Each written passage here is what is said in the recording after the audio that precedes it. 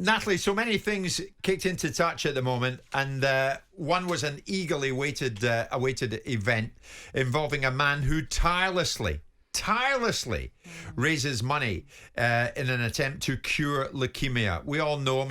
Do you remember this guy playing? I certainly do, Glenn, but you're by no means nearly as old as me. He played for Palace, Wolves, Forest and England, and he's a blood cancer survivor himself. He is Cure Leukaemia Patron, Geoff Thomas. Geoff, good morning to you. Morning, Jim. Hey, mate. How are you during this unprecedented time? Like for everybody else, it's very, very strange. But for some reason, we're blessed by the weather. Ever since we've been in lockdown, the sun's been shining. So fortunately, we've got loads of work to be doing around the house and keeping busy that way, I suppose. Yes, indeed. Glenn was just saying, I shouldn't say this, he's quite glad to be away from the house this morning, just to get a bit of a breather in here. Hope your good lady's not listening, Glenn. Exactly. Geoff, here's the thing. Natalie, Glenn, not for the first time, Geoff and 18 other amateur cyclists were about to take on an incredible endeavour. You've been in training, Geoff, to cycle the full Tour de France route a day ahead of the professionals this summer, with the aim of raising $1 million for the blood cancer charity Cure Leukaemia. And of course now it's been cancelled. It's fallen foul of the coronavirus. Yeah. I mean, I take it you were, to say the least of it, up to fitness. You were ready for it and ready for the challenge ahead. Yeah, I think all the team was, working so hard, and more importantly, they were raising so much money. We're up to about £360,000. And obviously that, with what's happening in the world at the moment, that became difficult as well, and getting sponsors in for the event itself became hard, and rightly so. There's priorities in the world at the moment, and we decided that it's best to sort of cut now and sort of really start planning for next year and 2021, and really go again and try and raise £2 million for Cure Leukaemia. 2 million, fantastic. Natalie, here's the thing, and I know you, Geoff. I'm going to ask you anyway. Are you going to be taking part in it? Because it was my understanding this was due to be your final Tour de France challenge. Well, I did say I'll do it one more time, and unfortunately, obviously, I can't do it this year, so next year is going to be my final time. Honest, it is an amazing challenge. I've done it numerous times, but every time I've done it, I said that's the last time. But there's something about it; it just brings people together from all different walks of life, and they just, these guys who are committed to the team this year, they've been taking in what Cure Leukaemia is trying to do, the funding of the research nurses. That plays a vital role in finding cures for the illness. And, like I say, they work tirelessly, getting fit, raising money. And it's a great shame for them as well that they're not taking part. But yes, most of them are committed for next year. There's a couple that, for personal reasons, can't do it next year. But there's a few places that might come about. So, yeah, there's an opportunity for getting a few more people involved next year. Well, that's good. And you're going to raise 2 million, not just one. How about that, Natalie? Oh, it's terrific. I was just about to say the aim now for 2 million is wonderful. But I was just going to ask you, Geoff, then how easy or how difficult, or you might know better than me, obviously, is it to shift everything to next year? You've already mentioned that some people, unfortunately, have had to drop out. All the plans that have been put in place for this year, how easy is it to just shift it to next year? Yeah, it is like starting again. We were contemplating, the tour have announced that they're starting on the 29th of August. And I think it's still up in the air, too much risk. The logistics of changing everything for this year was too great. But that's why we've decided clean break, start again for next year. We've got a great team, Andy Cook, who's leading that, setting up the event, booking all the hotels and everything. So it is really sort of scrapping this year and starting again from fresh. But we've got the sponsors already in place. They've committed to staying on board with us. Vars Vintners are the title sponsor. Steve Browett, who heads that, was one of the owners at Crystal Palace. And ever since I was diagnosed, he supported me right through, 15, 16 years since. Brilliant. So, Brilliant. I'm thankful for these people that are staying on board with us. Yeah, yeah. What a task it is, the full Tour de France route. Now, what you need in a situation like that, Geoff, is someone super fit in your squad.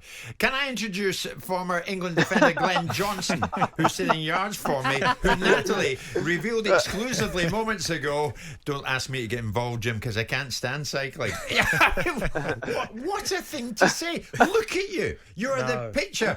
Geoff, you want to see this guy. I swear in my life, he could play a Premier League match tonight if he had to. I would rather do that than get on a bike. That's the point. I'm not built for a bike. I can't. I cycle for about 2 minutes and then I'm just come on, out. Geoff, and roll him. Jim, I've heard this argument before. I've been in front of people who say I can't do it for certain reasons, and I can assure you, we've had guys taller than Glenn. You know, I've had a guy about 6'6" who did it. he was of a shall we say of an older age group, and he said no, I can't do it, but he committed to doing it. I think the hardest thing with any challenge is that first step of saying yes, I'm going to do it. Yeah. Once you commit to that, then everything follows. You know, so. Glenn, I'll pencil you in. Yeah, thanks for that.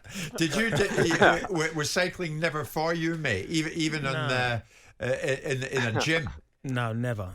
Even just like jogging, at a slow pace for a long period of time. Just not. I'm built for pace and power, just short bursts. Yeah. I can't do the long endurance stuff. Geoff, he's the kind of guy that you and I hate, mate, because he would pitch up he had an incredible Premier League career, but he would pitch up probably just breezing through training every week and then going out and playing a blinder. I mean, consistency was a watchword for Glenn Johnson. I mean, don't you just hate a guy like that, Geoff? I mean that in the nicest possible way. I imagine Glenn is the type of person that's good at anything. Thanks, Natalie. No, I was just going to say, there are... No, like my boyfriend used to play football and he can just be... He's good at any sporting event that he tries. The one thing I thought I was better than him at was because when I was younger, I did a bit of archery. So I thought, I'm better than him at archery. What, in Brentford? First time he did it. No, this was when I was a girl guide. Yes, oh, right, I'm going back a while. Oh, nothing. Yeah, so I used to go on. I know, we'll forget about that, but we'll move on from that. But I obviously went to a few camps and I did archery, thinking I'd be way better than him. First time we did it, he blitzed me, and I just thought, that's it. I'm never going to say I can do something better than him because I clearly can't. Because he's a sportsman, a natural sportsman. Very frustrating. Dear me, archery. No, I never did any of that in Glasgow. Mind you, there were a few crossbows about, but that's another story. Geoff, at a time like this, mate, and I've got to ask you, I saw you in the foyer of the news building here a few weeks ago, and it was so nice to see you again, mate. But when I take you back, and before we finish today, you are incredible. You're going to try and raise $2 million next year. You were diagnosed with chronic myeloid leukemia back in 2003. When you see the incredible work that we watch on Sky News, see the reports of it all the time, we see and hear this all the time about the amazing work the NHS do. Does it bring it all back to you when the people who got you through what you had to come through? Because let's face it, Geoff, we're just glad that you are still with us on planet Earth. They are incredible people. Oh, they are. I mean, without doubt.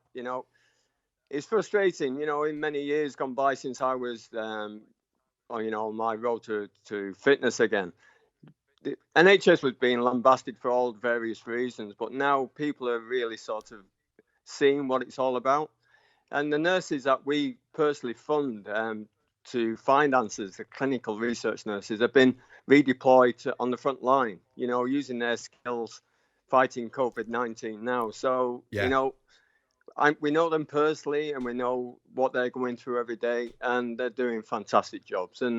And the people who are doing crazy things, raising money at the moment for the NHS, it's great to see, millions of pounds are being raised. And I hope it continues. Hopefully this goodwill to the NHS continues for many, many more years to come. Well said, Geoff. Geoff, we're going to get right behind you when you take on this next challenge, which I would have thought will be your final one, this Tour de France route. When this is all over, mate, you're going to come in and see us, come and join us in studio. I'd love to. Yeah. Love to, Jim. I mean, when the coronavirus thing is over, not the actual cycle attempt, because let's go with you on this, Geoff, and build it up to getting you towards your £2 million target. I would love that to happen, Jim. Would love to. Geoff, you're a good man. Thanks so much for that. And we'll get Glenn fitted out with some Lycra. Don't worry about that. Yeah. Geoff, Good luck, mate. thank you so much for joining us. Geoff.